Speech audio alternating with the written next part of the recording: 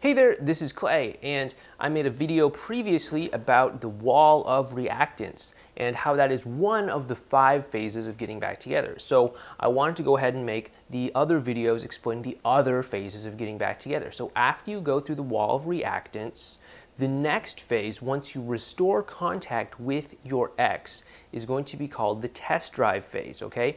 And here, you've gotten your ex to talk to you, so your ex's positive feelings for you have improved just like a little bit, right? So you've gotten from like 0 to maybe 20% or so positive feelings for you.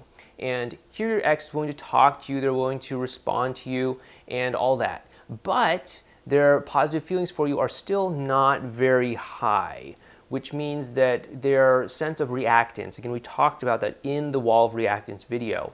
I'll try to remember to put a link to that over here so you can go and check that out. But their reactance towards you is still going to be fairly high. So again, when you start contacting your ex inside of the test drive phase, you have to understand that they're just really testing the waters to see if they can, have some sort of personal relationship with you, if there's a place for you in their life.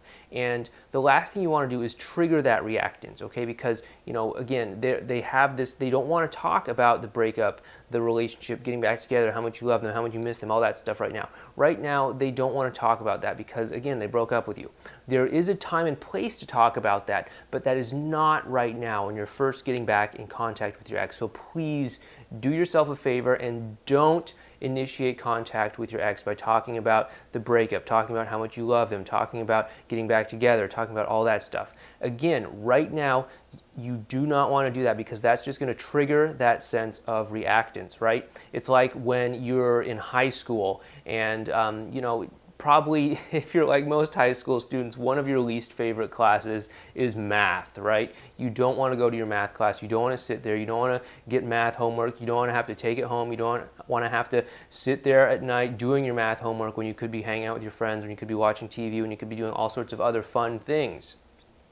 And so math creates this sort of reactance in high school students in the same way that talking about your breakup to your ex, talking about how much you love them, talking about how sorry you are, talking about how things are going to be different, talking about how you're going to get back together is going to create a sense of reactance in your ex. So you don't do that. But instead, you just want to have a simple personal connection with them, something that it feels good in the moment right now, something that's not talking about how great things were in the past or how amazing things are going to be in the future or how resolute you are to be a better boyfriend or girlfriend to them in the future.